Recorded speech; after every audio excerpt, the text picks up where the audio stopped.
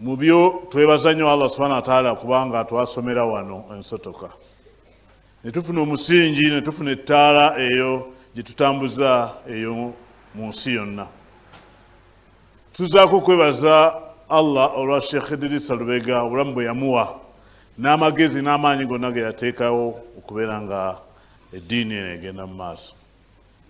Twebaza nnyo Allah nno ssebo Sheikh Salim, weebaze nnyo Allah okubeera nti wali ogenda kusoma kutuba eno korona najja naye n'akulekawo.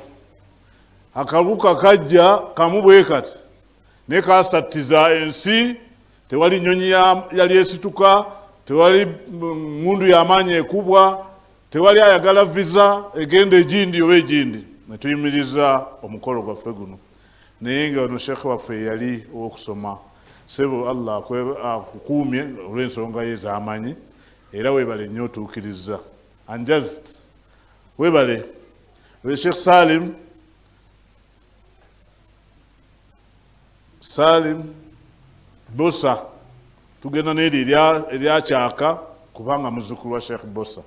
Naye no sebo eno Bugerere walinga omanyiddwa nga Salim Mugagga naye yali faalu kye kintu ekyokubeera nti omuntu yeenyumiriza mu kintu n'okukyesunga n'okubeera ng'akiwankira. Omusajja oyo yali mulungi ng'alinamu akasente. Si kyangu abaana ba primary okubeeramu naki n'akasente. Oyo yalinamu nga akasente nakati tubuuza yakajjawo abaana kyebasanyusiza. Sebo ojja batolerayo essalaamu endala obabuulire waakiri geyongera bweyongeza era erinnya tolinyiigiranga. Oli bwakuyitanga nti Sheikh Salim Mugagga aba akumanyi naye aba akutaddeko ekyo Allah kye wamusaba yakikuwa. Sente naagirina era ku mukolo guno ategese tayagala kwogera naye nkikubyewo ayambyeko nnyo gubeewo. Saba Allah akuddizeewo ate akusitula amadaala. Bannange twebaza nnyo Allah subhanahu wa ta'ala atutambuzizza ala Yahya. Assalamu alaikum wa rahmatullahi wa barakatuhu. Bannange tuli basanyufu nnyo mwe abaana abato. Khatibu abagambe munyiikire nnyo okusoma bisoboka. Naawe osobola. Ffe twalinga mu mpale nnyimpi nga tetulina mu ngatto naye kakati nze nkyayita olaba obutassaako obusantalabuusi. Abantu bagamba Sheikh mbadde sikutegedde. N'olwekyo njagala okwaniriza ba obbi kyokka mpulira essanyu ate lireeta amaziga okulaba ku bantu bano nga wayise ebbanga abaasomera wano ate kati wayise ebbanga ne bakomawo. La ilaha illallah Muhammad. Ndabe ku Sheikh Jamilu Murani bannange ba obbi abasobodde musooke mujje ku wano mu maaso. Omwana wa Suluhu ono abalabe kubanga mu nsi yonna kutuba yatuuse dda mu nsi yonna olw'amaanyi Allah ge yateeka mu nsi nti ajja kuweereza. Wama ramaita idh ramaita walakinna Allaha rama. Nabbi sallallahu alaihi wasallam yakirwako aya eyo nga lumu yali abonereza abatali ba ddiini eno nga bamujooze naye olwo batulettaka musonyiwe. Naye Allah agamba nti si gwe walituusa lye wakasuka bwoti mu maaso g'abalabe bonna ne abaali bamujooga mu lutalo bonna baalabikako nga ettaka libatuuse mu maaso. Walakinna Allaha rama. Allah ye yalituusa. Ba obbi mujje kuwano Katonda abasooka. Sebo Imaamu gwe osooka omusajja ono mugagga kubanga yasaba abeere mugagga. Mansuri ono ayazinye ono mwazinyi mu Ndeeba. Wallahi bwe yazinye ndowooza tuli mu Ndeeba. Umanu Makoona gwe jangu wano mutesiteeso omukulu jangu ku mukono gwangu mutonto jangu omutesiteeso omukulu saidi eno ono musajja wa saidi eno ono emutesiteeso omukulu era ndoza mulaba musajja muwanvu. Mutesiteeso omukulu omukolo guno okubira ddala luli bannaye abaana b'engabi tweyanziza nnyo. Ali Yahya sooka ojja onkwateko mu ngalo wakoze ekintu ekinene. Ala Yahya marhaba soka imam soka khatibu khatibu oyo musajja marhaba bannange abaali abaana luli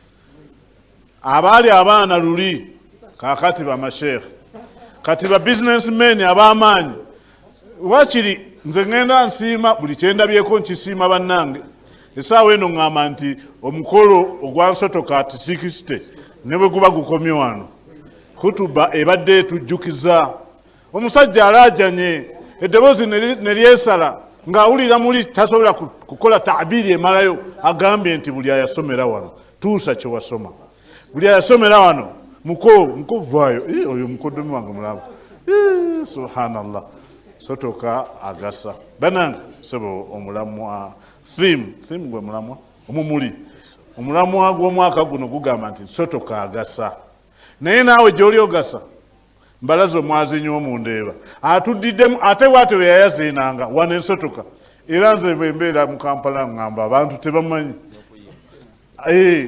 ate n'eddoboozi lye nga lyali ddungi mu kukooka n'aleeta ebitontome kuno si kuyimba okw'endongo kuno kuli okuyimba okwalinga okwaki okukutontoma ng'aba adabu ne nusuusu bwe bakola ne baleeta bayita sheeri obuyimba bwabwe ne batontoma okuyigga okutambuza bingi banaye mwebale nnyo mwebalire ddala director sebo director genda obuuze ku director mu ngeri enjawulo naye omuti tegusitikira nnyonyi yali mu ngato za mukadde waffe director agambye akafuba kaleete sebo director nkwanjulira omuyizi oyo ayali omuyizi musajja mulungi eyo mu Kampala imaamu ate nga alina ne charity whatever ayambako ku bantu aba alina essomero amasomero mangi gatandiseewo nga gazaaliddwa mu lino ate oyo gwoliranye sebo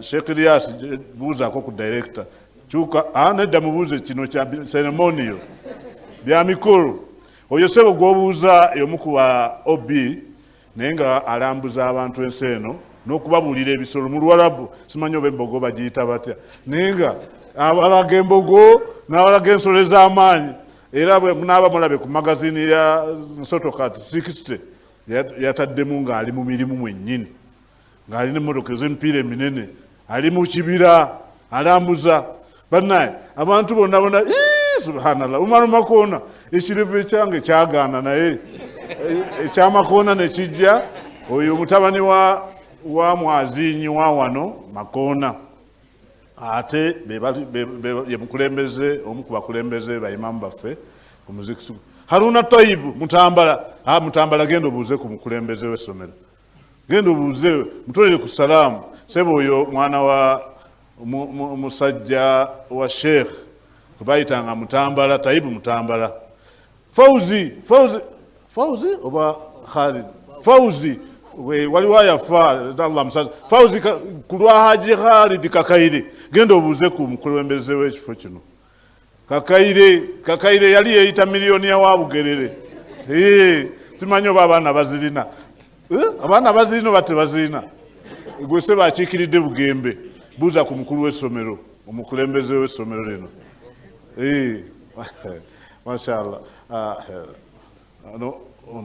nsobola okutuma omutesiteesi omukulu naye agenda alamuse sebo mu ngeri nga omutesiteesi omukulu w'omukolo guno njagala osooka olamuseeko ku director n'oluvannyuma bannange amanyani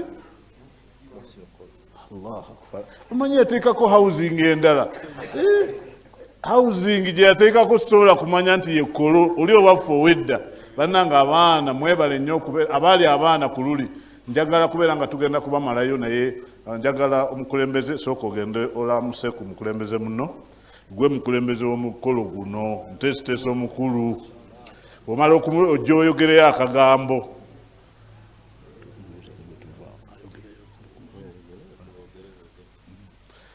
sebo omutesiteesi omukulu tusaba oyanirize kuba obbi bano wenkomye wano balisi bamazeeyo na wano osooka otwanjulire taba musajja omweru oli naye yasomera wano sebo no yasomera wano ojja bba twanjulira oyogereyo n'akagambo Assalamu alaikum.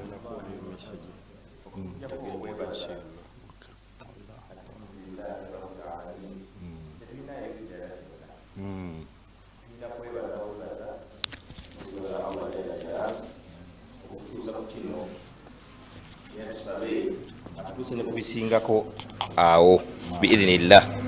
Saba Allah atuwa obuwangazi obulungi, atuwa amaanyi agakola emirimu, atuwa obugumiikiriza obugumira buli kizibu kyonna ekiba kizze, atukolera enteekateeka ezisinga okubeera ennungi ku lw'abakadde baffe abaalafu bana ne tuyiga obusiraamu. Tusaba Allah abasaasira eyo gye bali, abawe Janna Firdaus, naffe atuwa okulongoosa wabanga Mungu atuusiza okututwala atutwale nga atusiimye. Allahumma amin. Ebyo nga mbimaze, tuli basanyufu naye mbakuutira mmwe abaana abatudde wano, naffe twalinga mmwe,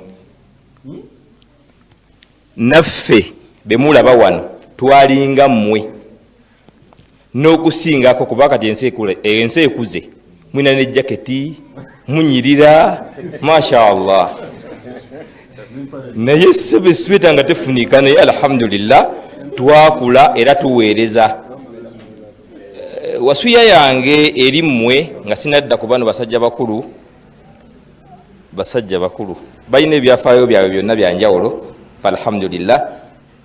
Njagala nnyo mbeere bamalirivu ku buli nsonga yonna omuntu gy'alina, oba irimu oba talenti. Munfunye bulungi, ekikwanguyira kyonna mu duniya kikole wona obanga weesigamidde Allah jalla jalaalu n'omutima gwo nga mulungi, ojja kuyitamu era ojja kutuuka eyo, era omanyike. Mbabaayo katono nze nange nasomera wano, era omwaka gwaffe gwe gwaleeta ekikopo kya district wano Ensotoka mu Kapiira, era nali muzibu nnyo. Waliwo n'abasajja nesaka kati bakyankubira ndulu nguoyo gwe mulaba oyo nesaka kati wandaba kantya alayaya gyawe wadde naye nebibye naye ono bano biri bamu ku basajja abagenda nga bantya nentirwa ddala mu nsi neneeyongerayo, era nze siina kigambo kyonna kyenjogera ku ekyo, ebirala nabibabuulira inshallah enkya. Njagala obbanjulira ono muto wange bamuyita Abdul Somadu Kolo, naye investor awangalira take. Mujja kgenda n'okuyisingako awo mmwe, temwenyooma.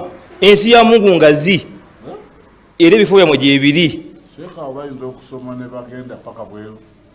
bajja kugenda eyo ate mutuyite tubalabeko biidhinillah, temwetya. Ono mutabani wange, mwana wa mukulu wange, naye yasomera wano, bamuyita Sheikh Salim Sebyala, yamuzaala ono bamuyita Muhsin Kolo, naye wawano naye si mukulu, naye Amerika era kange munoonya bubi kubanga nze muzaala ate ye agize. Ono Sheikh Ali Janguwa ala Yahya tebamuzaala wala nnyo, bamuzaala wali waji Yahya Mujambula. Ono natulwa naye ku ntebe emu.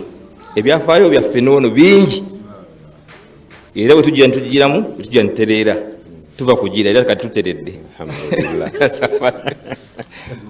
Ono bamuyita Yunusu Nabwaga Lubega, naye yasomera wano, investor. Ebulole bimulaba bitwala ebikajjo, naye yoyo. Oli bamuyita taata wange,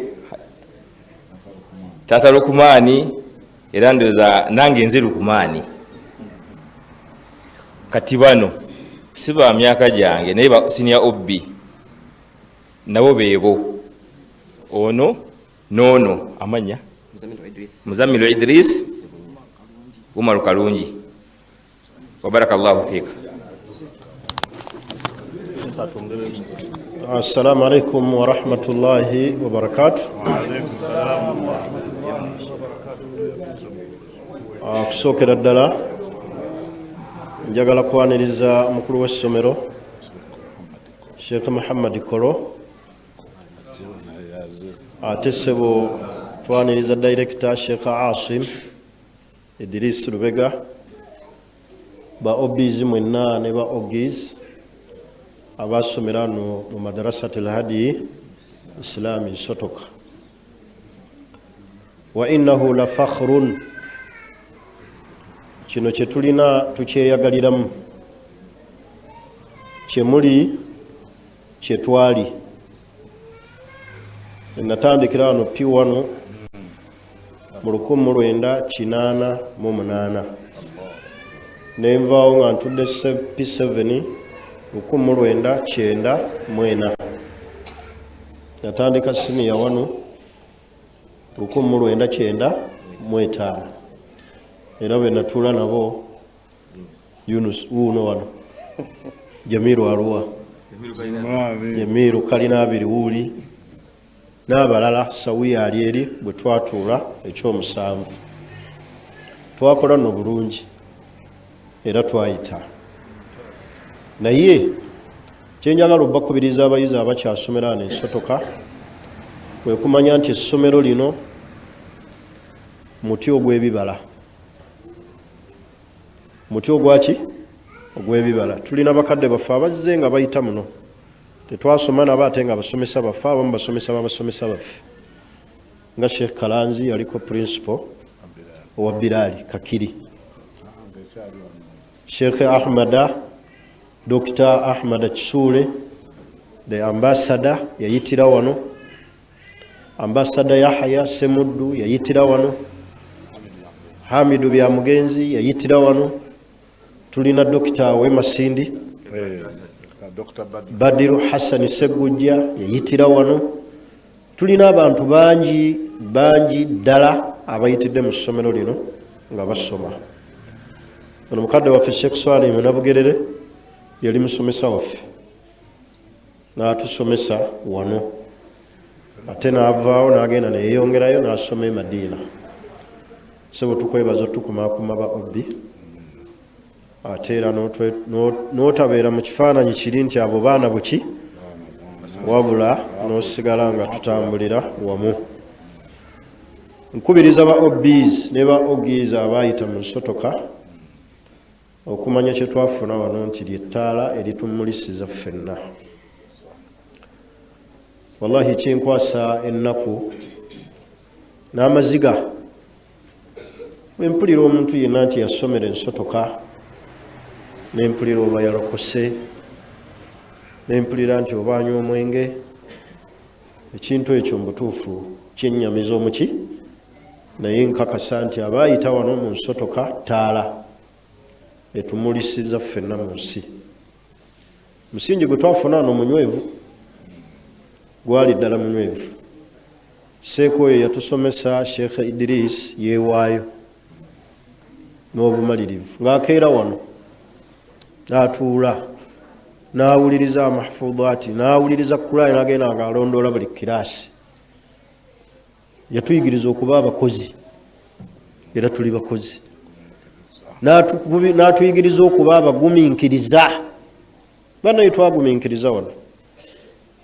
Ono yetwatuukanga n'ennaku nga tewali kawunga okumala wiiki, naye ng'ate tuyingira mu kiraasi nga tetufa, naye nga tugenda ne tufuna emmere, naye ng'essomero terina kaki, ate nga tuli mu kisulo. Tetwabeerako na metroni oba wadeni nga twefuga ffekka, naye nga teri atoloka nti ngenze Kampala, ngenze Kayunga, nga ffenna tubeera wano nga tetulina asikaali akuuma ki? Akuuma baana. Obugumiikiriza obwo bwe yatuteekamu bwe butuyambyeko okutambula mu bulamu buno obw'ensi. Era ebitujjira byonna tugaa nti alhamdulillah, kuba tetugenda kulabayo kipya. Obulamu bwe twafuna wano bwatutendeka okwenganga obulamu bwaki? Bw'ensi. Twali wano mu kisulo ate nga tuwera, naye nga ffenna Sheikh atutwala ka usratun wahida, nga tuli ennyumba egi, nga tosobola kwawula mwana wa Sheikh n'atali wuwe, nga ffenna tuli ekintu eki, nga twagalana, tuliira wamu, tukolaganira wamu, toyawula baana babagagga n'abatali babaki, naye nga ffenna ekyatuleeta ki? Kusoma irimu twagifuna. Okumanya twagisoma, twagisomeranga ne ku bisiki ng'amasannyalaze gagenze, ng'enkyo balina okuwuliriza effuuza, n'otuula ku kyoto n'okwata ekisiki n'otunuza mu kitabo osobola okukwata be bagenda okukubuuza enkya. Ebyo twabifuna wano. Okukwata tekutukaluubiriza naye twabiyiga ku mukadde waffe. Yatugunjula eŋŋunjula ey'ekizadde. Olwaleero eyeetaagisa neewunya kulaba muntu nga bamukubyemu obuggo n'adduka ku poliisi. N'omuzadde n'ajja aga nti mukuba abaki abaana. Naye ffe baatugunjula eŋŋunjula etuteekamu empisa. Era nkakasa buli muntu eyayita wano empisa azikola ki? Azirina ddala. Ffe wetwesanga eyo mu kibuga bwe tusanga omwana eyava enso tukulabira ddala muganda wo ddala. Nze bankazaako lya Saalimu Mugagga nga ndi wano. Kyava ku ki nange era wempulira ali mpita ne bwe mba ndi mujja mu mpeta bwesi mmanya nti wa ku kikolo eri. Kale bye twafuna wano biyitirivu. Nammwe baana mmwe abali wano mugenda kufuna n'ebisinga ebyabano bye mulengera. Kasita munaasoma ne muteekamu obugumiikiriza ne mumanya kye mukola ki. Wano abaayitawo bangi ate bafunyeewo mu ki bingi. Nja kukubiriza bakadde baffe mukulu w'essomero ne ttiimu yo okukola n'amaki n'amaanyi nga Sheekhe bwe yakola. Ebisinga byonna tujja kubifuna. Amasomero mangi agamu abantu balaga bulazi nti awo waliwo essomero, naye okulaba nti nsotoka at 60 nga ne Uganda ekuziza emyaka emeka 6, ekyo kiraga okusajja kula kwaffe. Era Uganda bweriba ekuza emyaka 12 gemazeewo, nsotoka geriba ekoze ki geriba emazeewo. Ekyo kyokka Sheekhe mukole n'amaanyi, mubeere mu kifaananyi, mubeere mu ngato za mukadde waffe gyali.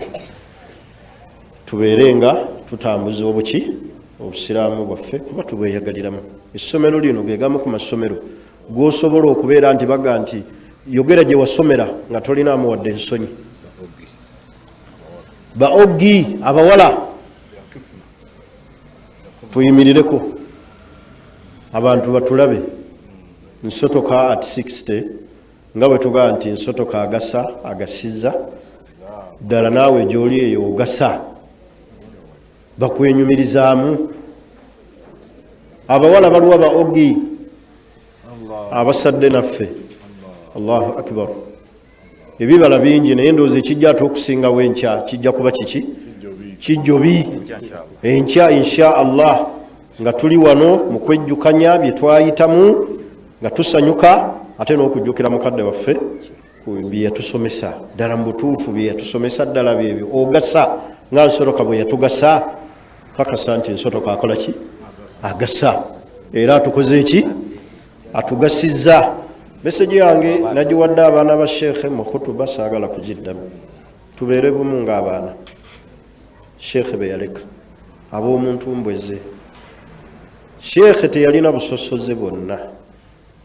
Bamaama tebasobola kutugatta amabeere gano, atugatta abeerani taata. Ekyo tukitwale nga kikulu. Tubeera oluusi ne WhatsApp group eza famire olw'okuba bamaama baffe banjawulo, n'olira oli nga avuma maama wa munne.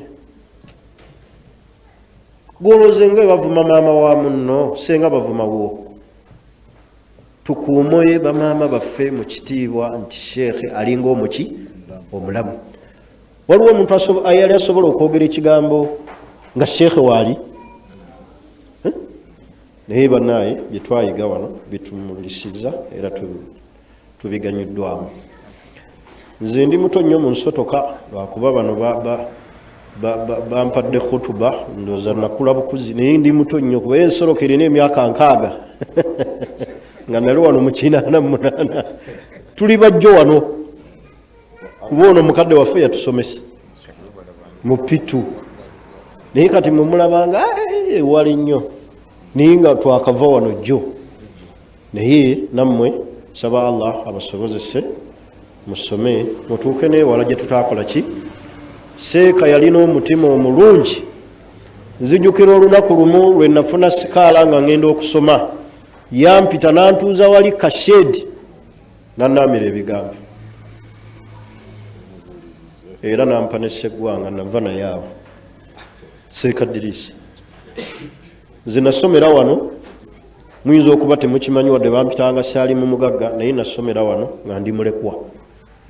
Era taata wange yali akandeeta wano Bepaba mu 88 mu first term mu holiday, Allah namujjulula nafa. Saba Allah musonyiwa musaasire. Nensomera wano Seeka naaga omwana oyo bamuleeta asome wano. Rabito yatuwanga ssente ngezikwasa Seeka, naye Seeka teyali ako ku ssente zaffe. Era twalinanga ekitabo wali mu office, twagendanga ne tusayininga nga buli woyagalira ssente zazikola ki azikuwa, naye nga twali wano nga tuli bamulekwa. Mutunulire obugagga bw'omutima ogwo. Ssente si bugagga bwa ssente mpapula, wabula obugagga bwaki obw'omutima, gina nafsi. Sheekhe yagirina, ekyo nkiwaako obujulizi nga ndi mu nyumba ya Allah. Ssente zaffe zajjanga wano ng'azituwa, n'atuggulira luno ekitabo kiramba wozaagalira, ne tusomera wano nga tuli bamulekwa.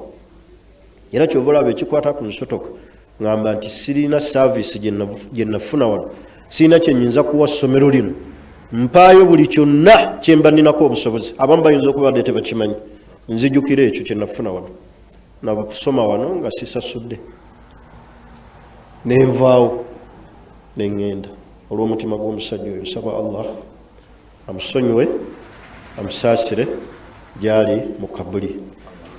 Kubiriza ba obi okweyisa obulungi n'okuwa essomero lyaffe ekitiibwa. Buli we tuneeyisa obulungi wayitirawo nti nsotoka ako kalango, oba batulaze omwazinyi w'omunda ebanga yali wa nsotoka, ate ffe twalwa twamulabanga musomesa ng'amaanyi gaalina Mansuuru ono nga g'amaanyi yes. Kale sebo mukadde waffe Seeka Doodo Muhammadi oyo yatuyigiriza ya Saluna, teriyo yavanga mupi wano nga tamazeeko ya Saluna. Ne khatti oyo khatti yawandiikanga ku lubaawo nga bw'olaba ekitabo eky'emisaze nga talina wakyamyemu nakati. Abaana b'ensoroka baalinanga khatti, bagendanga ku biraale nga bababuuza wavuddewa, ne bagenda ebugembe wavuddewa, naye nga nsotoka. Irimul faraidu yokka yalinga wano. Allahu akbar, emala bantu batagalira emirimu y'abafu, ffe twagisoma busomi. Allahu akbar, ng'entandikwa naye kanyongereko wadde si $, bw'obeera naza bemuwaddeyo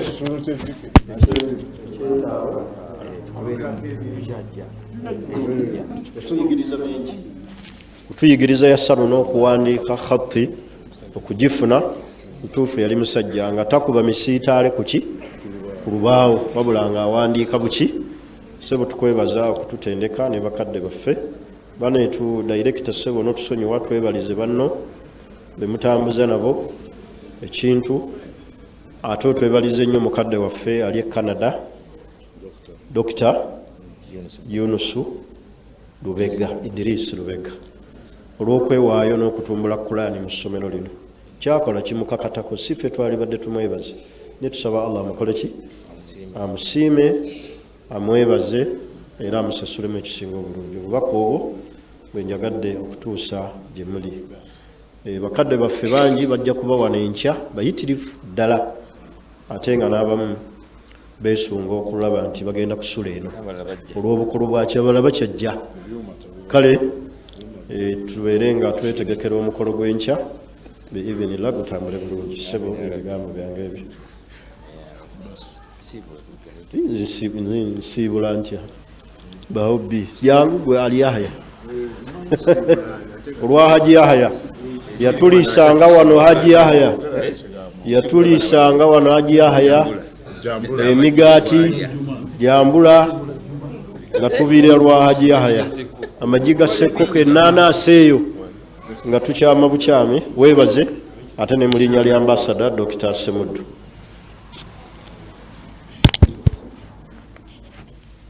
Assalamu alaikum wa rahmatullahi wa barakatuh.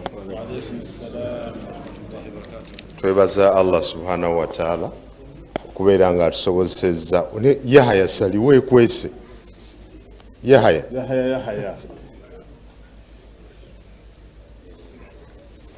musajja omuguddeko nga tannagolola kanzu ye kati ndowooza kyavuddeyo eri naye nga musajja wa wano yasomera wano kaali katonotono sikamaanyi tekatuuka eno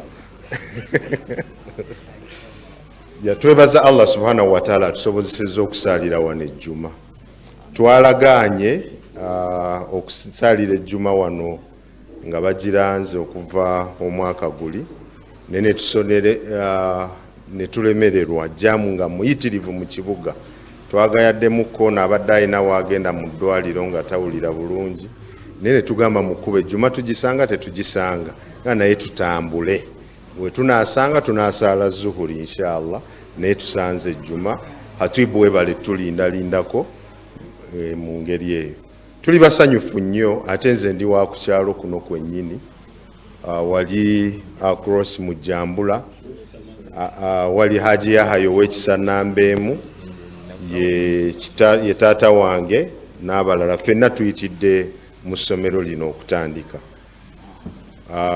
ba obbi ab'emyaka gyange na kati ate ono muzeeyi taata wange sisosodde anti abamu bataata bange ate basomesa bange kyenvudde nkozesa olulimi tuli basanyufu nnyo era nga ffe eri essomero lino tuli beeyamu nti buli ddakiika yonna obubaka bwe bunaatutuukirangako kye tunaabanga tusobodde tujja kutambula ffe tuyise mu masomero mangi naddala oluvannyuma lwa wano ne gurupu gye tusinga okussaako essira yey'ensotoka ezimu tusirikira ddala ne tubanga abatakola ki abataliiyo naye yensotoka wakiri bwerema wali mu lujjudde tulumbayo mu inbox n'olangira ku muntu ne tuddamu ne tukola ki ne tutambula abadirekita era abakutte omumuli guno ogwa Sheikh Idris Lubega tusaba Allah subhanahu wa ta'ala amusaasire naye weetuli nnyo buli lwebbanga lye tunaamala nga tuyina omukisa oguyina ekigatta ku nsotoka tujja kubeera nga tukwatagana nammwe era ng'ekyo tuli bagumu tubeera ne nga Sheikh Salim bw'ayogedde programs nzibumu obudde buzibumu naddala abamu ku bitongole bye tuweererezaamu naye olwansotoka twagamba ekiba kikwata ku nsotoka ebiddirira tunaabisanga nze okuva Thursday naggalawo ngamba sigenda nateekamu kaliivu katono neŋŋamba paka mande buli anjagala tuddingana eddi ku mande olwansotoka so yeyo value n'attachment gye tukola ki gye tugiina wano we twatandikira ate bajja ffe twali kubanga ffe twayambalanga nampale ennyimpi ebinu ne kati abasajja bano ndaba empale empanvu so kijja kisobokera ddala era bajja kusobola twava wano abantu bangi abatwetaaga bwakuba essimu yo n'akunoonya n'akola kyate abanene betulooza nti banene nnyo naye ng'eno ye foundation yaffe ensi tuzitambudde ez'enjawulo ate si kuzitambula kuzijjamu kuzikoleramu kokka naye ne tuzisomeramu naye nga foundation yaffe evaawa wano era tuli proud nnyo nze nga Sekitooleko Ali ndi wa musanyufu nnyo era bwe boogera ku nsotoka actually nina ku mulimu bampita nsotoka ku mulimu bampita nsotoka omusajja w'ensotoka aliwa nsotoka aliwa nina ne gurupu zange endala z'endimu zonna era zibeera zikola ki so tuli basanyufu nnyo era tuli basiimu nti tusobodde okujja era buli bbanga nsaba ba OB nti buli lwe batukoowola ku kikwatagana ku nsotoka bannaayi tetusibaamu ffe kati naffe tulina obudde obw'ogattako ku nsotoka tayimu yeeno nga Allah atuwadde obusobozi ate nga tukwatidde wamu ebyokwogera tulina bingi okusinziira ku nteekateeka naye kati bangambye nti kano kasiki akasiki ndowooza katugire katubeere katonotono ne tugenda embaga egenda kubeera yanca inshallah wetuli era ffe twagambye tugende ddala tubeerere ddala eno paka bwe bigenda obubi tubenga kwetuli kube banenya ate naffe si kukwegatta mu banenya abagenza obubi. Assalamu alaikum warahmatullahi wabarakatuh.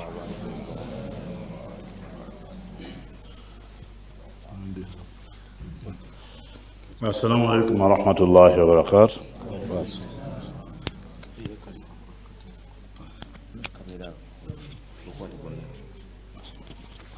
Ensi ensaawa wetuuse tulina okukwata ebyuma byonna naye ate ffe nga tuli badda nnyo bassebo ffe tuli badda nnyo ffe twawasiza ku ggaali kwegamba embaga ez'edda ng'omugole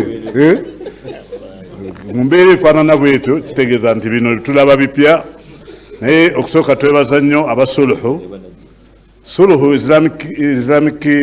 Islam media ne SK era Islam media mwebale nnyo bannange abaweereza ebigambo bino ewala ddala kituufu tuwezeza omwezi nga tukunga teguweze naye abaana bano abavubuka babadde baweereza ebigambo ate shekhe mukama waabwe yono Sheikh Salim Bosa ya Rabbi ekintu kitandika butandisi bannange tubeebazizza nnyo okukasuka ebigambo bino eri abantu abalala bali ewala. Njagala okutuusa obubaka bwange obusookera ddala nga bwe tutandise omukolo gwaffe nga bwe twagusuubira nga nkoowoola abantu mwenna abaayitibwa okubeera nga mujja ku mukolo guno ku lunaku lw'omukaaga nti ffe twabasooseeyo ejjuma esaaliddwa abaana baffe esaaliddwa n'abasajja abakulu Haji Seeki yimirira awo olamuse ku bantu sebo nga tutuusa obubaka buno ne muganda wa Haji Munafu oyo alaikum salaam Seeki naye akutuse be basajja abakulu alaikum salaam Abasi Sekitoleko taata wa Segawa Siraje Segawa Luwa ali Abu Dhabi abaana balinnya ennyonyi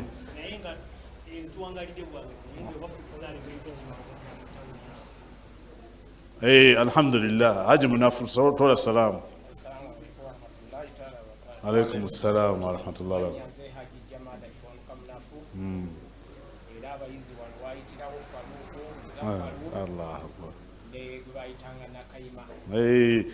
Bannange tweyanziza nnyo tweyanzeege bannange njagala okutuusa obubaka bwange eri abantu abayitiddwa nti bannange mugezeeko okubeera nga mujja olunaku lw'enkya tugenda kukeera wano simanyi oba omutesitesi akkiriza sebo tulonkinge ku manifesto kale kakati katubireko ebirala ebisigaddeyo naye tweyanziza nnyo bannaffe obi abatannaba kutwegattako ntuusa obubaka bwa Dr. Muhammad Ahmad Akisuule eggwanga lyamutumye alina emirimu emitongole mu mawanga agali ag'ebweru obubaka bwa Dr. Rashid Yahya Semuddu eggwanga lyamutumye nga ambasada alina obubaka bwa pulezidenti bwatambuza ebweru ntuusa obubaka bwa Sheikh Hamidu Amiri Mujasi byamugenzi nti tannaba kusobola kutwegattako alina puroguramu empya emuweereddwa mu byenjigiriza emutwalidde obudde obuwanvu. Tulina abantu ab'enjawulo abatannaba kubeera nga batwegattako Dr. Hassan Kiyingi akyalina ebimukutte ku University Mbale. Dr. Badiru Hassan Segujja alina obubaka bwatusindikidde bujja kuba bututuusibwako olunaku lw'enkya. Bannange tweyanziza nnyo tweyanzeege luno lwe lunaku lwe twalinda mwebale nnyo mwebale ndabye ku musiraamu wano omumundeeba Abubakar Kawuma musiraamu tolera ku bantu salaamu bamukazaako musiraamu. Alaikum salaam. Omulangira Nakibinge Yusuf aliwa Yusuf Nakibinge omulangira tola salaamu awo. Assalamu alaikum wa rahmatullahi. Musajja oyo musomesa w'ennoni omusomesa w'ennoni ennansana musajja wa mugaso nnyo era mumulaba ne ku mukutu katuwumuzeemu olwokubanga waliwo ekyemisana ky'abaana baffe n'abagenyi abatukyalidde abakyala n'abaami tubagamba nti director yafumbye ekyemisana twagala tukiryeko wamu ate tubabuulire omukulembeze omutesiteesi omukulu atuganye okulonkinga manifesto ng'abantu enjala ekyabaluma, naye ebirala biri ku lutimbe bijja. Salamu alaikum warahmatullahi wabarakatuh. Sheikh.